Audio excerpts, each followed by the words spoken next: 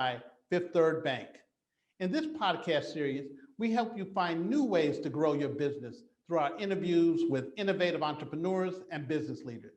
In each episode, they share their unique journeys and offer their strategies on how you can pivot, perform, and profit in any environment. This week, we talk with Curt and Jonathan Moody, the father and son team who operate Moody Nolan, one of the nation's largest Black architecture firms. It has been recognized for nearly 40 years for its dazzling designs of corporate headquarters, university landmarks, and sports arenas. In fact, the company was recently named the AIA 2021 Architecture Firm of the Year. In my conversation today, I discussed with them how Moody Nolan evolved into a leader within the industry, how the company has rebounded from setbacks, and a successful business succession plan that created a multi-generational business. Now, please join me for Elevate Black Inc. Curt, Jonathan, thank you for joining us for this episode of Elevate Black Inc., empowered by Fifth Third Bank. I'm glad that you could join us. Before I start asking you questions, I want to congratulate both of you for receiving the 2021 Architecture Firm of the Year Award and the first African-American and minority-owned firm to receive that award. Thanks, Derek. We are excited and, of course, very appreciative of having received and been the recipient of that award.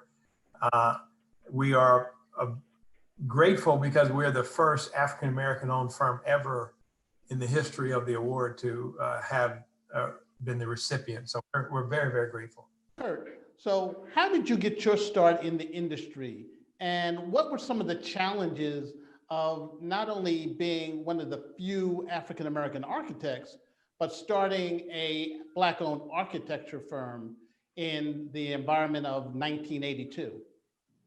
Well, one of the biggest challenges that I faced as an individual was the lack of other mentors and other well-established architects that look like me. The magazines that were afforded me at the time focused on major white architects, not many women at all.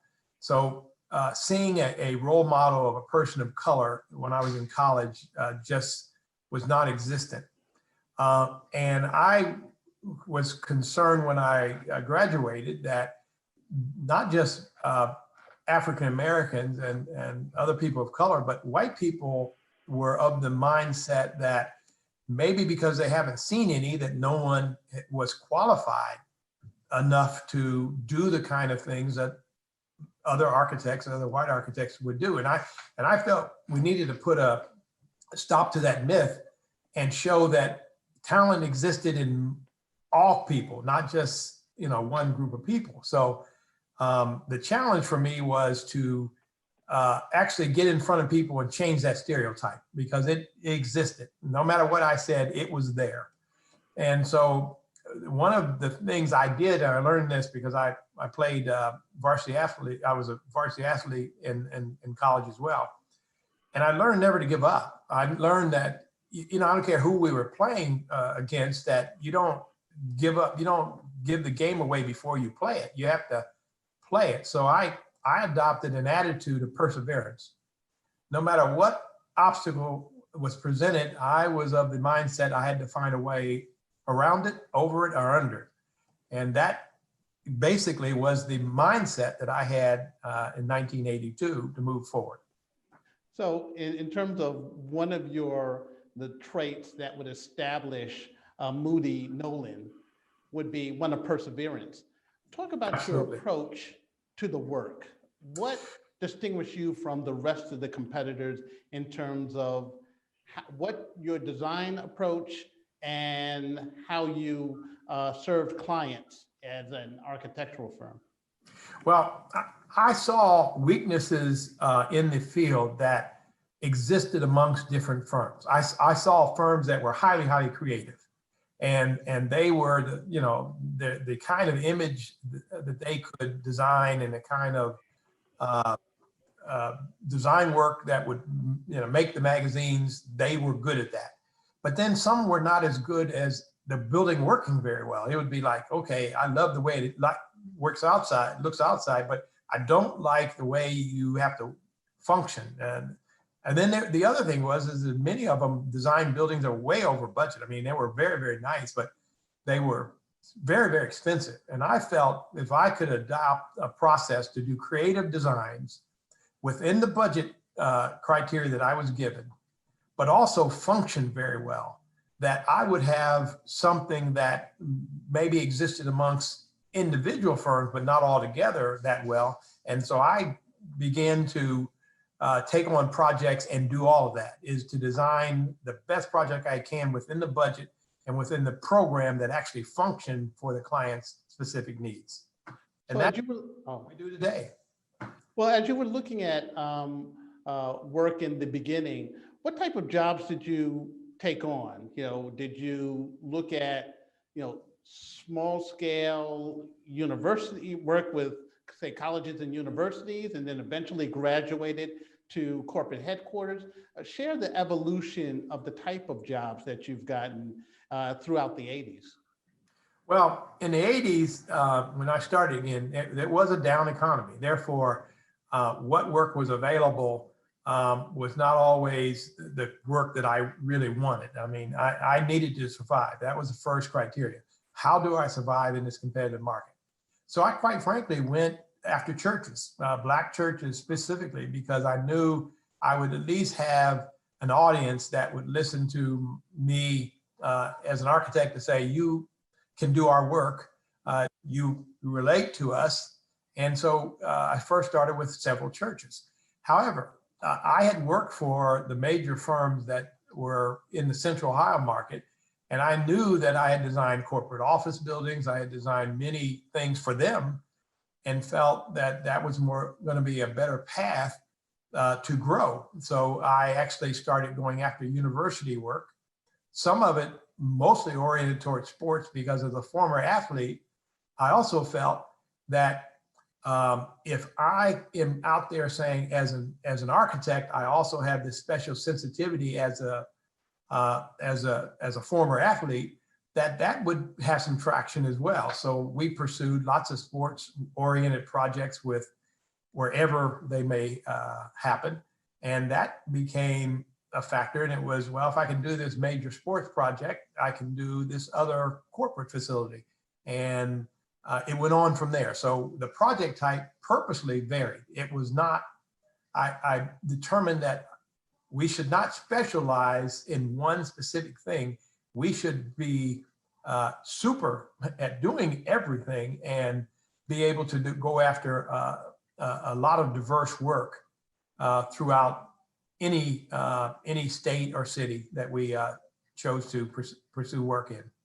Yeah, so because of your insight, you could meet the mandate of design and function, that's required Yes. of architects. Yes. So you talked about churches, you talked about sports arenas and corporate jobs.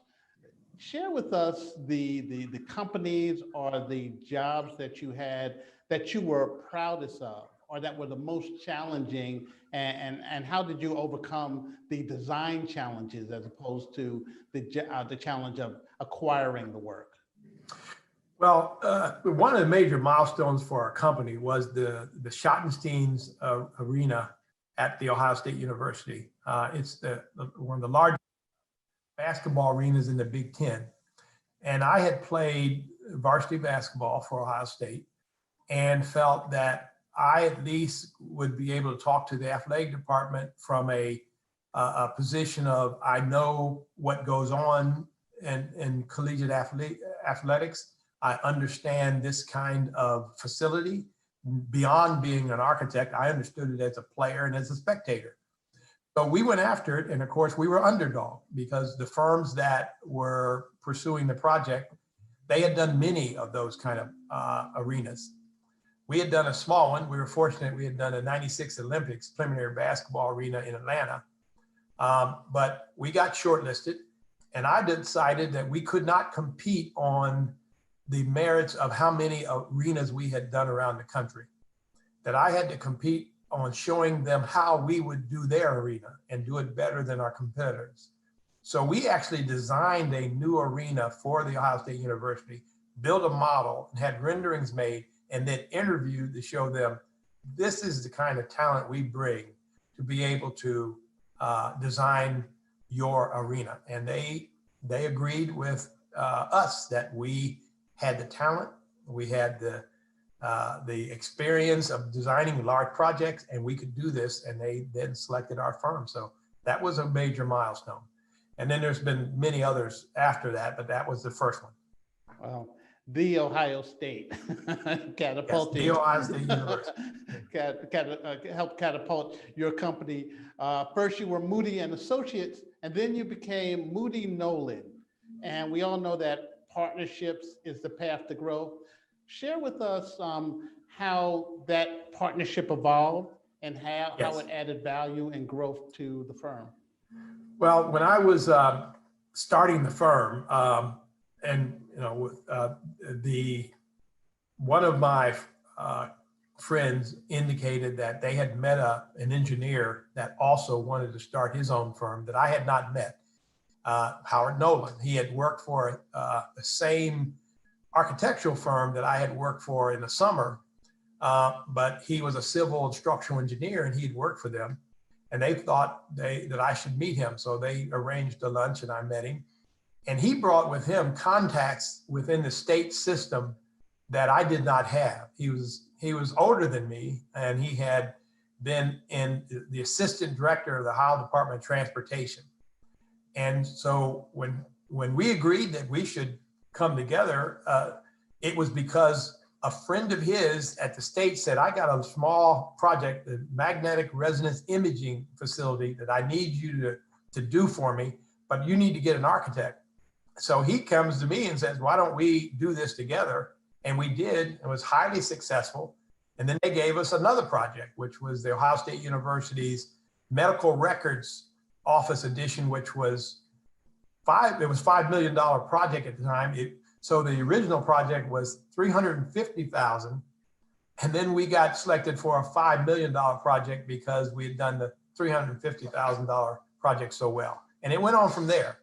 His contacts with other agencies leveraged with mine, we became a little bit better dynamic duo than we would have been had I just done it alone. And so that was one of the characteristics that Howard brought to assist us in our growth. Well, I know in this area of architecture and construction, it's a lot of partnerships, a lot of joint venture. And just for our audience, what do you look for in a partnership? How do you know that a partnership will work given your approach and given what your company stands for and what you stand for as an entrepreneur? Well, we learned early in the development of the firm that the state of Ohio had what was called A firm, B firm list. The A firm was a prime firm that led the job, and they were traditionally a white firm. The B firm was a small minority or female-owned business, and we were categorized as a B firm when I started. We learned that if we worked well with the A firm, they would bring us more opportunities and add us to a team because they had to meet a minority percentage. But I quickly learned that if I was just meeting a minority percentage, which was 15%, that to get the same amount of fee that the lead firm was getting, 5 times, I had to have 5 projects to their 1 in order to accumulate the same income.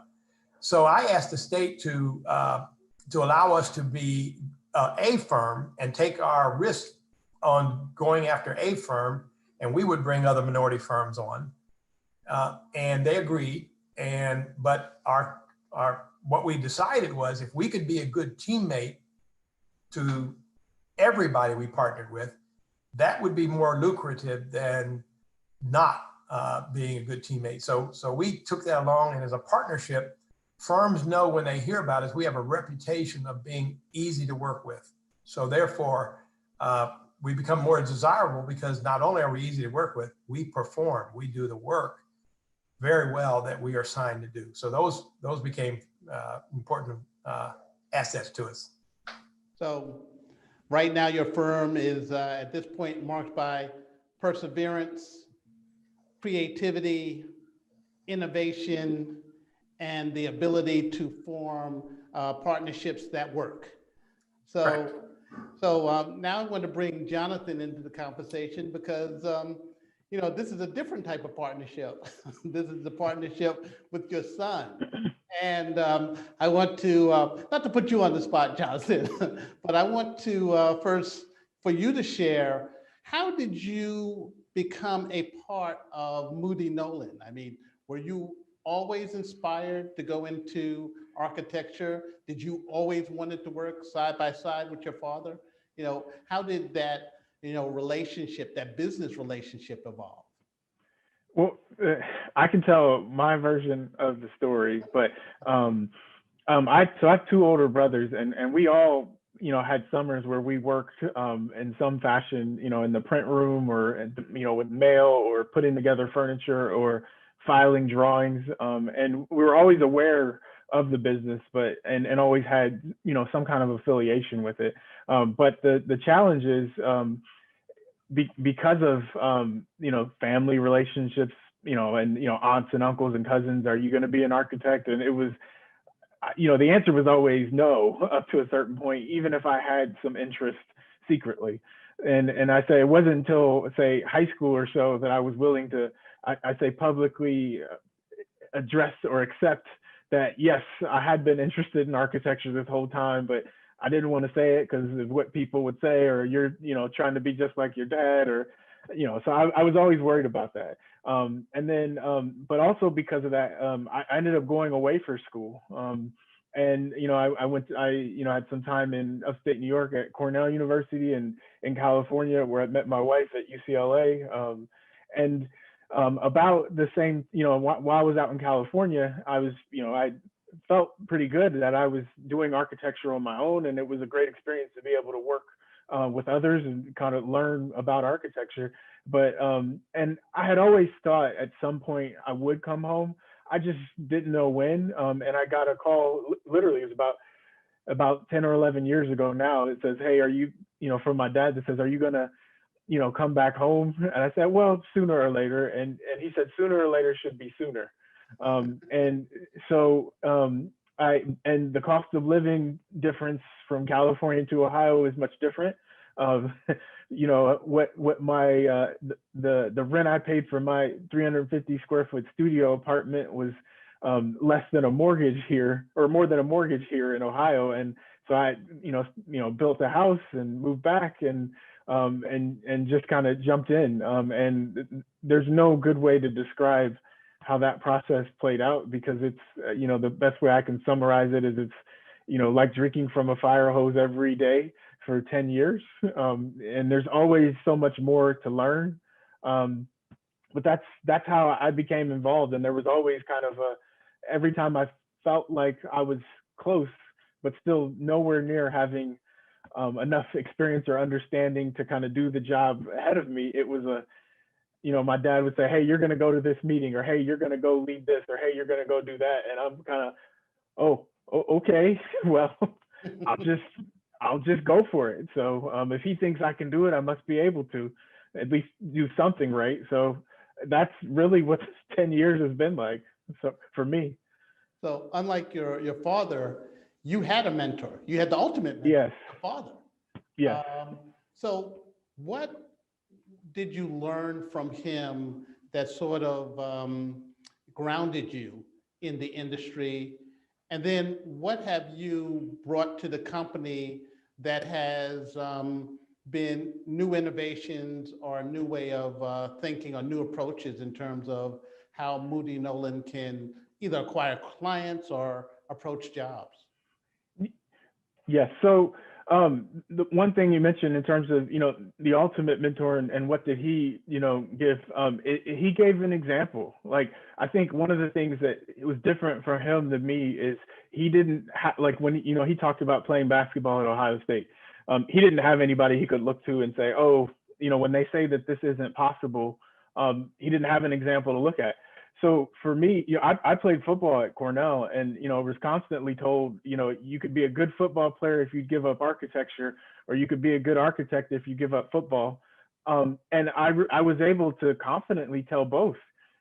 Why can't I do this? And they say, oh, it's just not possible. And I said, well, but my dad was able to do it, so why can't I do it as well? And same thing in the industry. There's been so many things where the question would come as, is this possible? And I would, well, I know it's possible. So I've seen it done. So why can't we do it too? The one thing too, I was fortunate. My neighbor growing up was Louis Smoot Sr., who's led Smoot Construction for quite a while. As a Black contractor.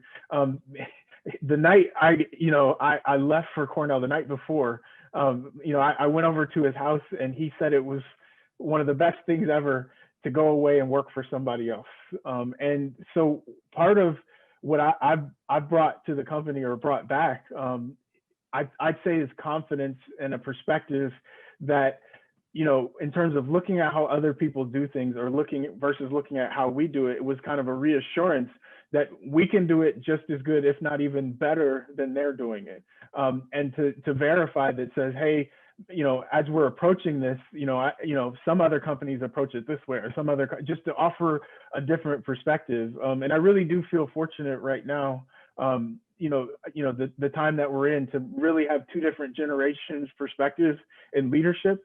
I really do think it's a big part of what's helped us, in the recent years and so many challenging times, to have, literally, the wealth of experience that my dad brings, and then, my naive perspective of, well, could we try this, or could we try that? And, and honestly, the flexibility and the space to mess up, to be wrong, and to not have to worry about it being kind of all on me, if we fail with some of my naive approaches or naive ideas.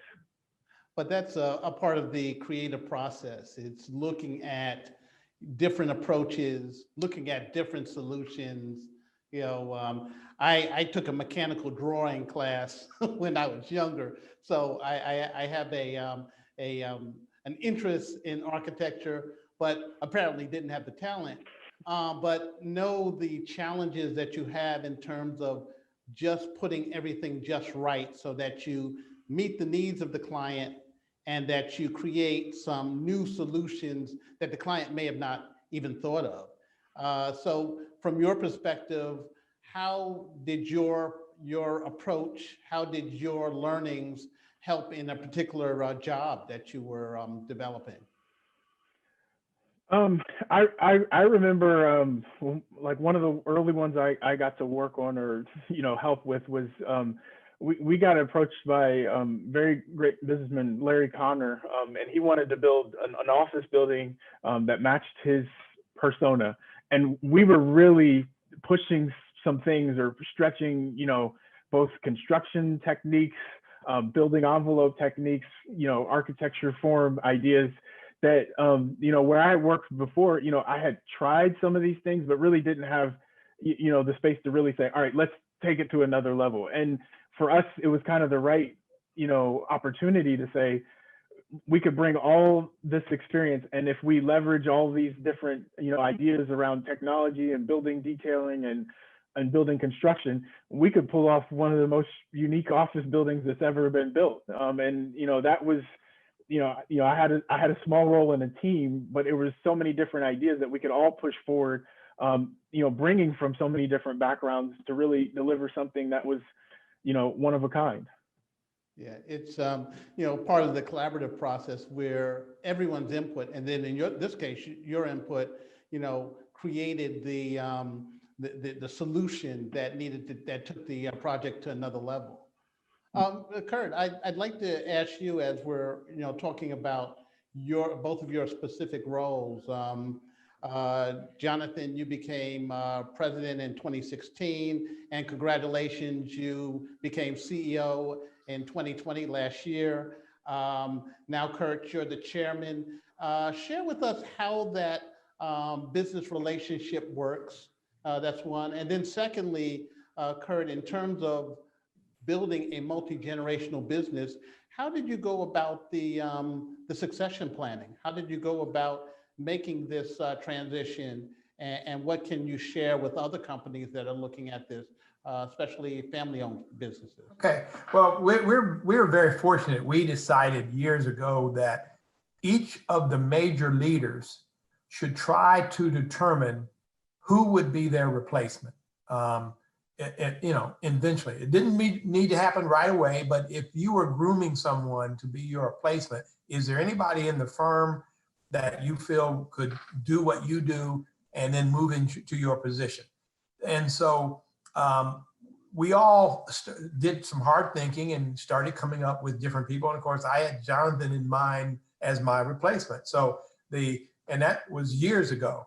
But I didn't know if Jonathan's coming back to the firm because, he'd gone to school in UCLA and he married his wife out there, and he was working with a very, very well, high profile architectural firm that was doing very, very well. So, but the thought was, as we grow, that it would be better that if I was still around when he comes to the firm versus just a departure. I'm gone, new person's coming in. So we enticed Jonathan to come back, and he, did his due diligence. He worked in the firm, and everybody knew that were other leaders that the growth of our firm was predicated on me eventually turning over the ropes to him, but still being around to continue to help nurture relationships that I had, established over the years, and that new ones that he would start. And it would be more dynamic if we could merge those versus, just shut the door on whatever I had done, end of story.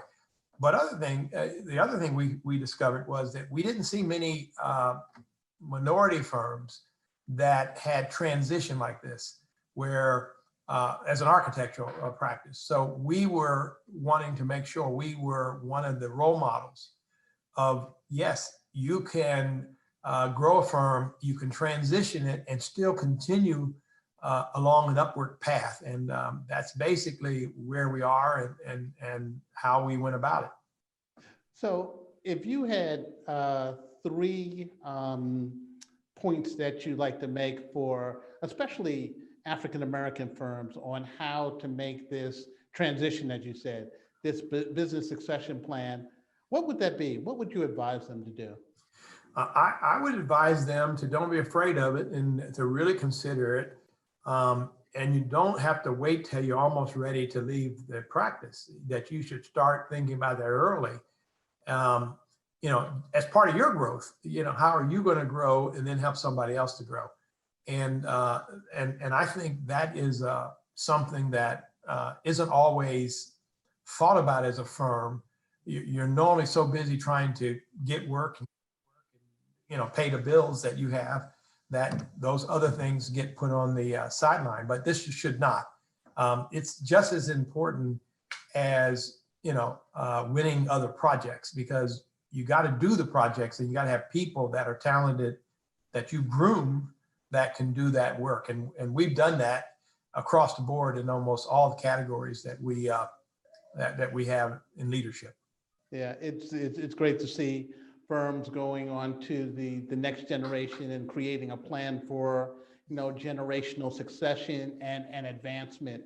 But we always know that with each era there are challenges. When you started, you dealt with the recession at the time. Over the last year, we've dealt with the COVID pandemic. And I'd like to get the perspective from both of you. How did you work through the challenges of the COVID-19 environment, and how did you approach, keeping your employees focused, keeping your clientele, confident in your abilities? Yeah. How did you manage that whole process in an unprecedented time? Well, as you know, we're all still going through that. We haven't seen the end of it yet, so we're not sure, what things lie ahead. But what we did early, we didn't diddle-daddle around. We knew it was serious.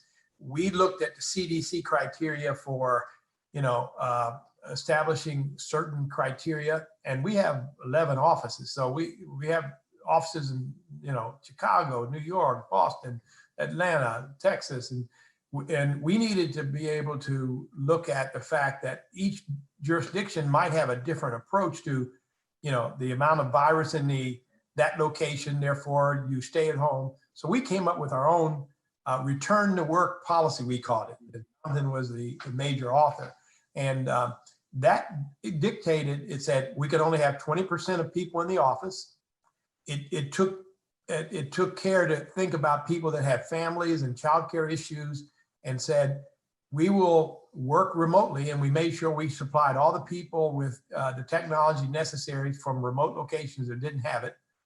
And we've done that. And today we've become quite efficient at working at 230 locations. As you know, we were hurt like most firms when it comes to some projects went on hold. Some clients didn't have the financial ability to keep moving forward, but we never gave up, and we have continued to be fully employed. We have been fully employed.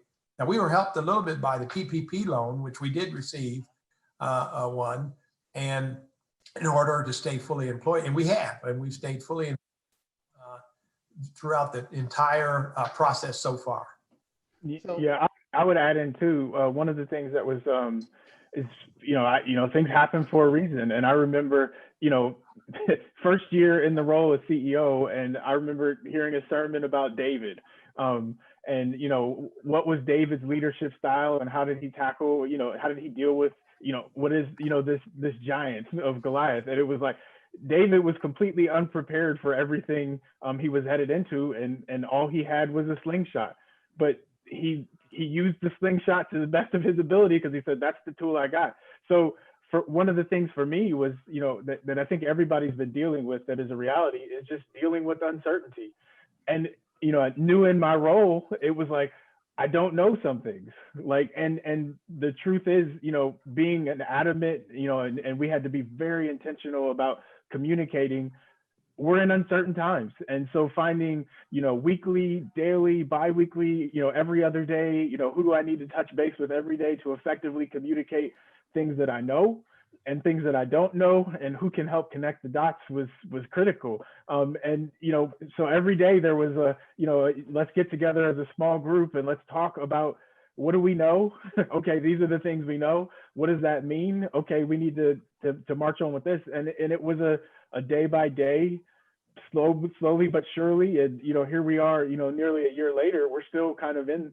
I tell you, I did not anticipate working from home as long as we did, but it's can we survive today? Yes. Can we get through tomorrow? Probably, but we're only going to worry about today right now. Wow. I really enjoyed this conversation. You've given our audience a lot of great information. And what I come away with in terms of what Moody Nolan stands for and what both of you stand for in terms of your respective leaderships: perseverance, collaboration, and innovation. And that's what will take Moody Nolan forward. Thank you very much for being a part of this, both of you. Curt, Jonathan, it's been a great conversation. Thank you very much. Yeah, thanks for having us.